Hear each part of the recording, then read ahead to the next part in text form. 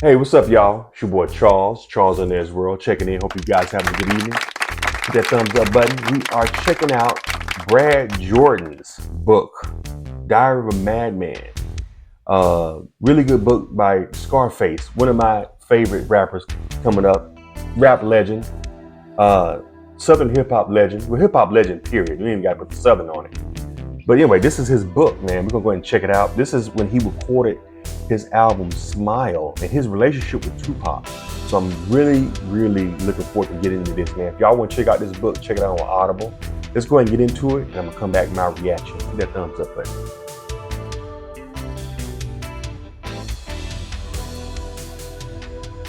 I built my first house while we were in Houston recording The Resurrection, and I loved it.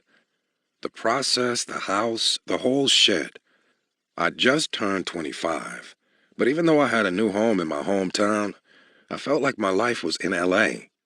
Whenever I was in Texas, I was always in a hurry to get back to the West Coast. I was living at the CBS Apartments on Beverly Boulevard and working out of Enterprise Studios. Mike Dean was doing a lot of work out there too, and we'd hook up, hit the studio with a shit ton of drugs, and see what we could create. I was focused on Face Mob and The Resurrection, but Mike was touching everything, mixing down damn near every release that was coming through Rap-A-Lot at the time. And that's how we met Tone Capone. Tone Capone was a producer from Oakland who blew the fuck up after he produced I Got Five on It for a local group he'd been fucking with, Loonies. That record was huge. I'm talking Mind Playing Tricks on Me huge, but even bigger than that. Mind Playing Tricks on Me broke the top 25. I Got Five on It went top 10 and platinum as a single. By late 1995, Tone was in demand. Everyone wanted him to make another I Got Five on It type hit. Back in the early 90s, Rap-A-Lot had picked up this dude from the Bay, Seagram. We'd put out a couple of albums on him, but even though he'd made some noise, he hadn't really popped. So in late 95, Seagram hooked up with Tone to cut some records for his third album, Souls on Ice. They recorded in Houston, and then Tone flew out to LA to work with Mike Dean on the mix. I guess Mike liked what he heard because he brought Tone in to work with us. It was a great call on Mike's part, because Tone Capone was no joke. The Diary had been me, Mike Dean, and Joe. But now, in Tone, we had another stone-cold motherfucker on the team. The best chemistry I've ever had in the studio was with Mike Dean, N.O. Joe, and Tone Capone. Tone's got a real raw live musician funk to his sound, and he was real in the pocket with it. His shit was a bit harder and more direct than some of the shit we'd been fucking with before, and when you put us all together, that shit was mean as a motherfucker. It was extra crisp and too raw. There wasn't a grand plan or strategy heading into a new album. The mindset was just get in the studio and work. We'd figure out what we had after we had it. So I just show up with what I always brought to the table, an unyielding commitment to block out the bullshit, provoke thought, and just do me. And we'd go from there. That was always my thing. Never compromise the integrity of the craft. We started working on The Untouchable in early 96. I was smoking a whole lot of weed and doing a lot of drugs. I'm talking a lot of drugs. I think of that album as my weed and ecstasy album because I wrote the whole thing high on weed and recorded everything while I was rolling on X. Ecstasy was just starting to become common then, and you were just starting to see motherfuckers walking around X'd out with their jaws clenched tight as shit. Mike had gotten into it, and he started telling us about it. And shit, we didn't think twice. We just wanted to get high. But I'll tell you, that feeling of euphoria that ecstasy gives you is really something else. It's just a beautiful, nice, and clean high. And no matter what you were doing when you did it, when you were on X, you were going to do that thing 500 million times better. And that's all you were going to want to do. So if you were recording when it kicked in, you weren't about to leave the studio. You were going to sit there making music for hours, experimenting with shit until you found that one incredible sound that you couldn't let go. Just listen to Faith. That's some spacey shit right there. I remember writing Mary Jane one night at my mom's house in Houston. It was dark, and I was lying on the floor listening to the Commodores say yeah in my headphones, while my mama was asleep with the TV on, and I wrote the song to that. The original hook was say yeah at everything. Well, when I hooked back up with Tone, he had a beat he was fucking with for a record we were thinking about called Project Ho. It was kind of a twist on Rick James's Mary Jane, and it was playing in the other room. We were fucking around with Say Yeah, and I rapped the Mary Mary on top of it. And I guess a light went on for Tone, because he brought me into the room where the Project Ho beat was playing and was like, do that shit again. So I did, and I told him I thought it sounded offbeat, but Tone was convinced. He'd always thought of the Project Ho beat as more of a weed record anyway. So I guess he'd found what he wanted, because it didn't matter what I said. He wasn't hearing it. He was like, no, it's right, bro. It's right. Trust me. Tone had the bass and the drums down, and then Mike came in and added in the harps and the organ. And then Tone went back on top of that and fleshed it out with the string melody. And the record was done. And that's how we recorded the Untouchable for the most part. Just a whole lot of collaboration. Tone and I would get something started, or Mike and I would get something started, or I'd just start fucking with some shit on my own, and then we'd all hook up and fuck with it, add some extra layers, and bring it home. And sometimes it was just about taking shit out, too. Like, I remember when we were recording Southside, Tone had built the foundation of that beat, laid the groove and the drums, and Mike went on top of it and added a bunch of shit to it. But I decided to pull it all back out because I thought it sounded tougher, leaner, and a bit more straight ahead. Years later, Tone told me that he ran into Jay-Z in New York, and Jay rapped my whole Southside verse to him a cappella, just because he was fucking with it that hard. Can you believe that shit? I wasn't there, but still. And just think, when I was first starting out, we were struggling to get love in New York. But of course, the big record on The Untouchable was Smile. That was the song that drove that album to the top of the charts. I first got to know Tupac in 1991. We did some records together along the way, but I probably spent more time with him on the road than in the studio. And over the years, we really developed a close personal relationship. We were partners more than we were collaborators, so we were never tripping off of making songs together.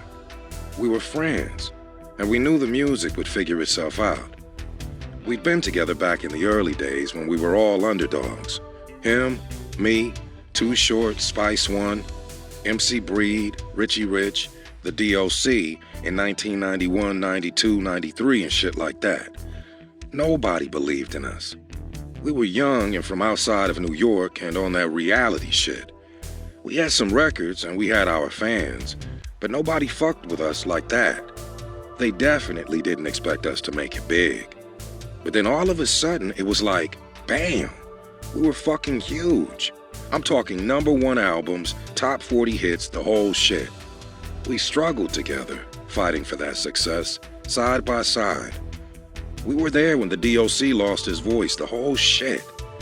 And then when motherfuckers started blowing up in 93 and 94, it was like, damn, we did it, you know? But it goes without saying that Pac was special.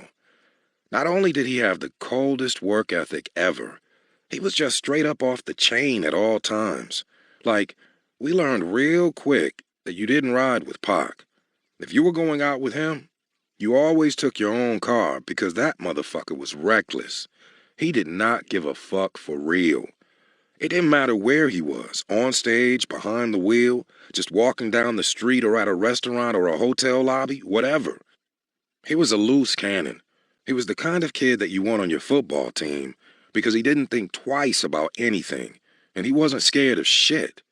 You could be 10 times his size, and if he had a problem with you, he was going to let it be known, like, fuck it.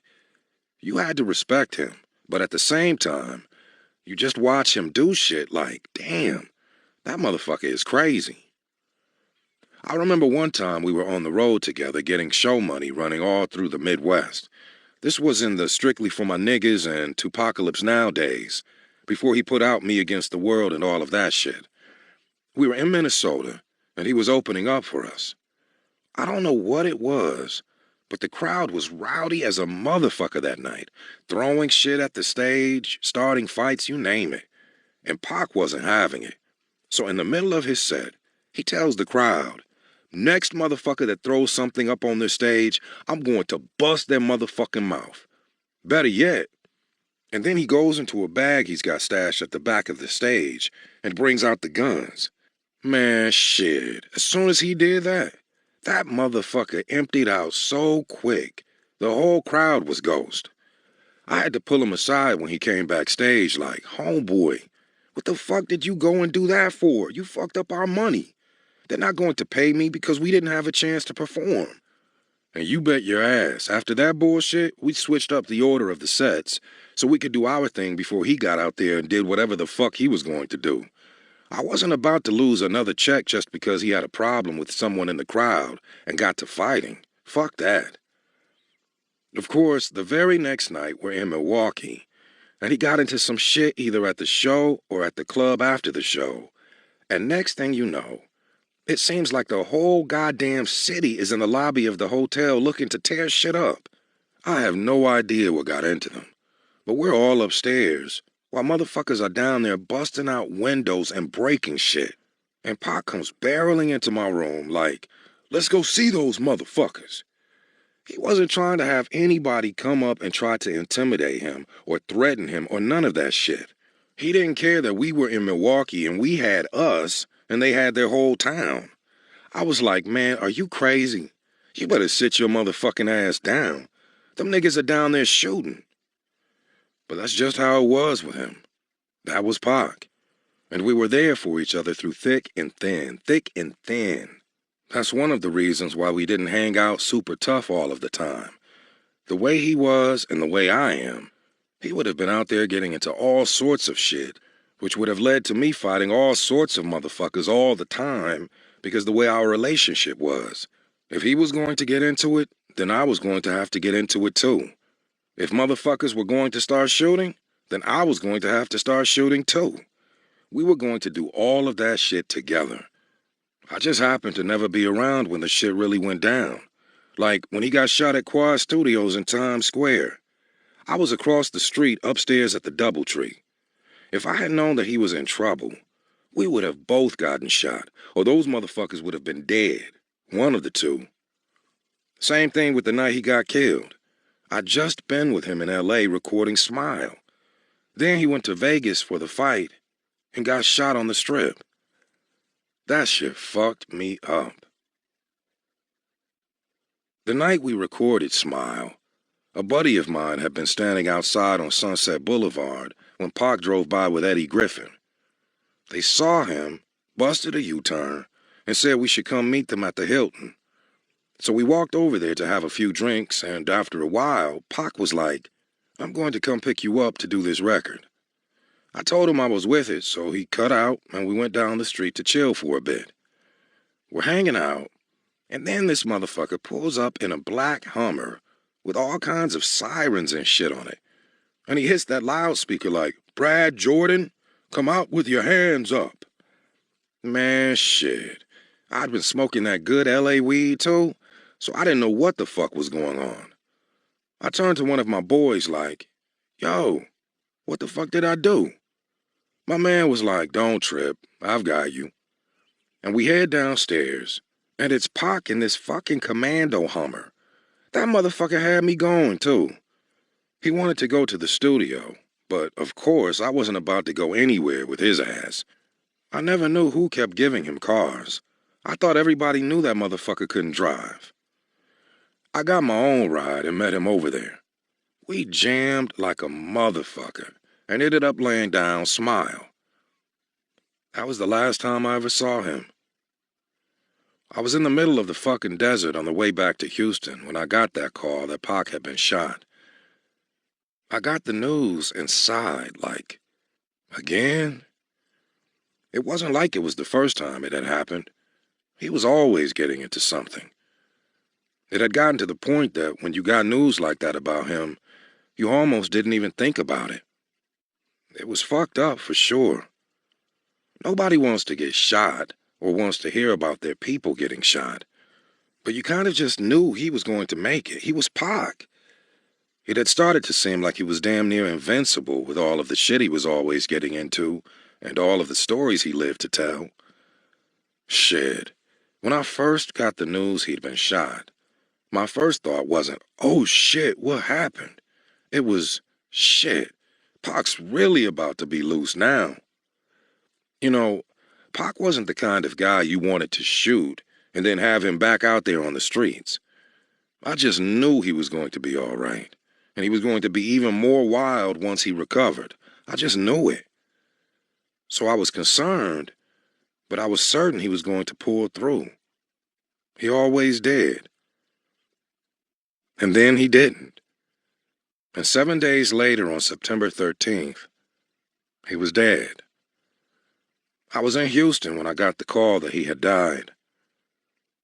That can't be true, I thought. It has to be a rumor. No way Pac is just going to die like that. I just couldn't believe he was gone. This was 1996, and still in the early days of the internet. But when they released the autopsy, I looked it up online. Seeing my friend lying there all cut up cold and dead blew me away. I flipped out and just started screaming, "What the fuck did you do?" It hurt me so much to see him like that, with his guts all open and the bullet wounds marked with sticks. It probably would have been better if I had never seen those photos. I've seen a whole lot of crazy shit in my time, but seeing autopsy pictures of your friends is a whole different thing. After my childhood friend Smitty was killed, I saw his autopsy pictures too. I hope I never have to see some shit like that again. But as soon as I saw those photos, I knew he was gone. I'd lost my friend, and he was never coming back. He was a great guy, and he was still so young, just 26 years old. I've got kids as old as he was when he was killed. I really miss him. Losing him broke my heart. After Pac died, we went back in the studio to finish Smile. Tone rearranged the hook a bit, and then we polished up the beat and the mix. Stevie Wonder was working in the studio right next door to us, and we had met one of his assistants. So Tone asked her if we might be able to get Stevie on the hook. He came over to check it out, and we played him the record, and Tone swears he saw Stevie shed a tear while he was listening to the song. There was no denying it. Smile would have been a powerful record even if Pac hadn't been killed. But his death just added so much more weight to the song. It was heavy, heavy stuff. Tragically, it was also all too real.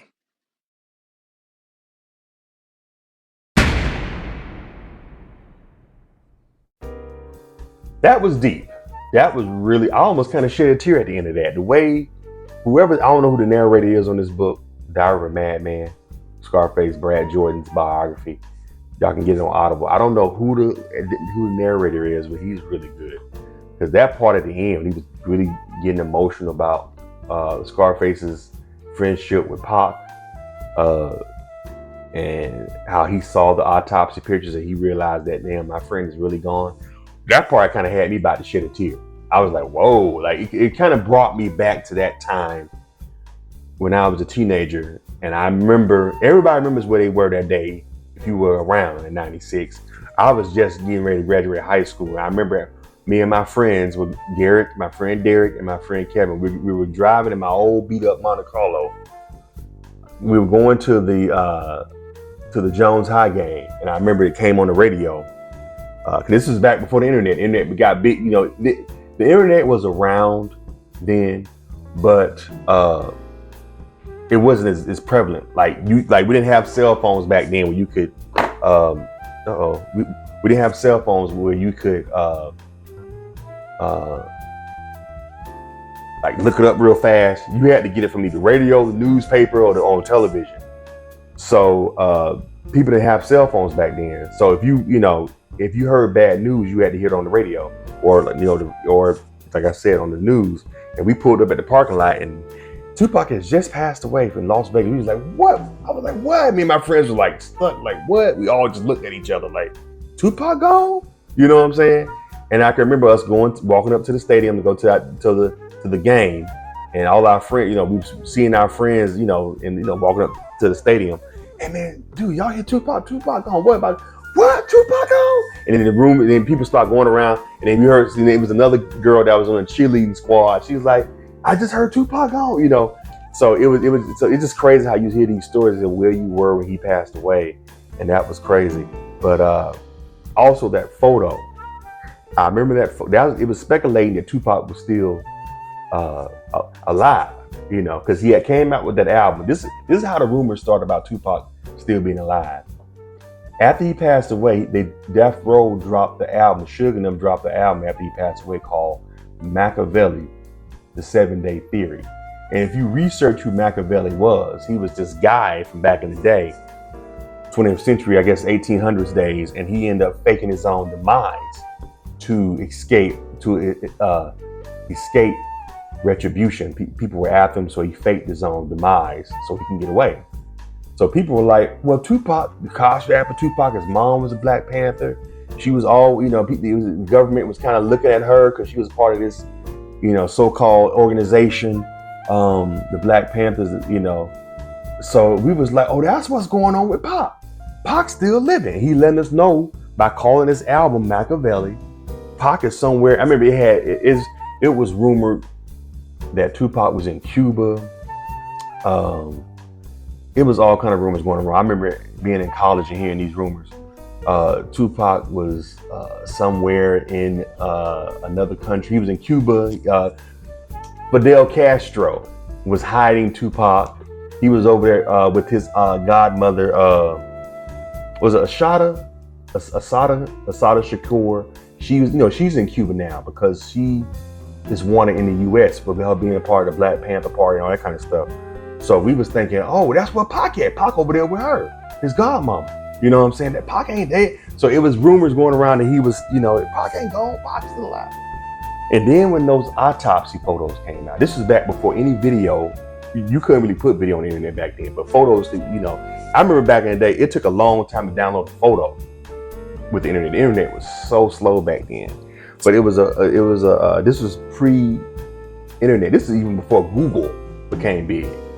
And they didn't even have search engines back then. Back then on the internet, you could only send emails and chat and send photos back and forth. So the photo that came out that Tupac, his autopsy photo came out. Somehow, I guess somebody that worked at the hospital where Tupac passed away that shouldn't have been doing it, took a snapshot of Tupac, laid out, because it was that rumor going around, Tupac's still alive, When that snapshot of Tupac, the one that Scarface was talking about, when that snapshot circulated, and we were like, oh snap, Tupac is really gone. It was a big thing when the internet, though, when people, when the internet first started, of celebrities' autopsy photos. In the late, like that was the big thing. There was some diminished thing with us in the late 90s, us teenagers, the pre-Napster days. We were infatuated with, after the Tupac photo came out, people were infatuated with celebrity autopsy photos. You know what I'm saying? So I think they had like Selena's had started circulating after Tupac's. Selena's autopsy photos came out. And then JFK, somebody dug up JFK's autopsy photos. Malcolm X autopsy photos had started circulating. Who else? Biggie of course passed away like a couple months later. His autopsy photos started floating around the internet. And then I think, who was it? It was somebody else too that was big when I was in college. I remember being at white people used to always have the connection back, especially with the pre-internet. They would get stuff, and I remember this one cat that me and my friend Vic knew. He had a photo of TLC. What was her name? Left Eye. When Left Eye passed away, She died. She was. I think she was in Honduras, and she had that car accident. Um, and it started floating around. And he's like, "Hey man, y'all want to see Left Eye's autopsy picture?" It was the picture of her in the I guess you call it the morgue, like they hadn't even shipped her back here yet. Her body was still in Honduras. I guess it was Honduras she was in. It was someplace she was in, some country she was in, and she would leave, and she had the car accident. But it was her in her pajamas. She was wearing like these pajamas, I guess, when she had the accident, and it was like this gash on her head. We was like, ooh, we was like, wow, that's Left Eye. She looked like she was asleep, but she had this big gash, I guess, when she got hit, in the car. And I was like, oh wow. But for some reason, us weird late teens and early 20s, we had this big obsession with celebrity autopsy photos for some reason. And then it started to become creepy, and then people just stopped doing it. But yeah, anyway, what do y'all think about this book, man? Scarface, Diary of a Madman. Check it out on Audible. Let me know what y'all think about it too when y'all check it out. Leave in the comments and subscribe to Charles and Ezra. Where were you when Tupac passed away? For those of you that were around, let me know in the comments. Hit that thumbs up button.